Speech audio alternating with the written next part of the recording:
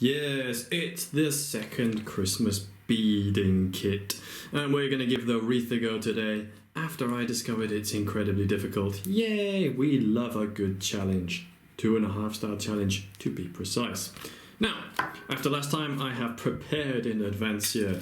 Yes, the beads are nicely laid out, the string is cut and the ends are coloured in red and blue to go with the instructions.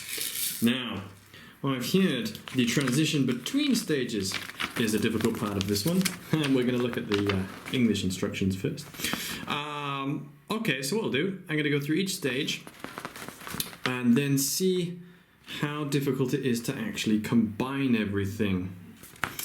Well, stage 1 itself doesn't look too difficult. Build it up and then connect it into a circle. Connecting stage 2 to it, however, does look a bit more challenging. But before we can do stage 2, we must do stage 1. Ooh, I have blue pen on my finger. Well, let us begin. Yay! Okay, so stage 1 is nicely complete, and it's a ring with 2 red and 2 gold beads on the top, and everything else is green. So now we need to connect stage 2 to stage 1. Note, the pastel color ones in the instructions represent the top of this one.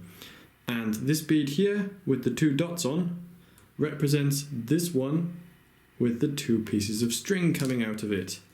Yay! So all we need to do is now follow the red and blue lines on this one to make sure it all comes together nicely. But it's easier said than done. So let's try. Okay, so things to note, difficulties. The string keeps tangling in a knot, so be very careful not to do that because that will ruin the whole thing.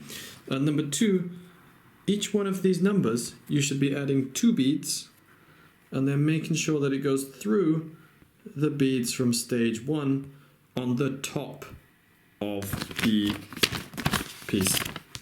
A, B, C, D, these ones here.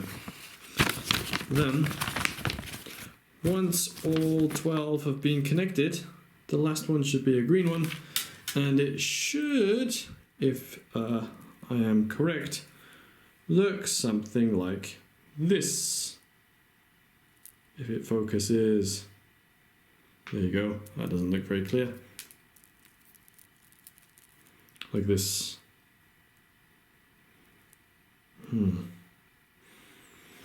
Now, stage 3, as you can see here, seems to use the bottom of stage 1. Top, bottom, all green. So we need to connect these to the outer ones of stage 2.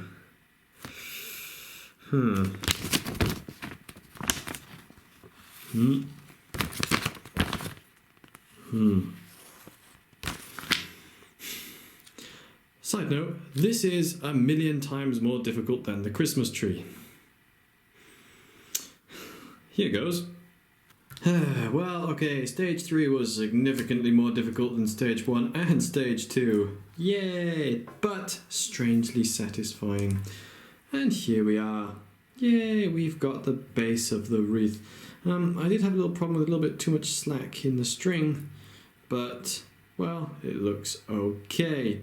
Now, biggest problem with stage 3 is you have to be extremely careful which ones you are weaving together. So, it's always good to refer back to 2 and 1, just to make sure. Well, what's left? Yes, we need the bow. Woohoo! Last one! Yay! Okay, it's been many hours and very difficult going through all these instructions, but yes, there it is with its little bell ringing in the middle. Yeah, this one's significantly more difficult than the Christmas tree, and the ribbon doesn't really work well. It keeps turning itself around, but there you go. That's the best I could do.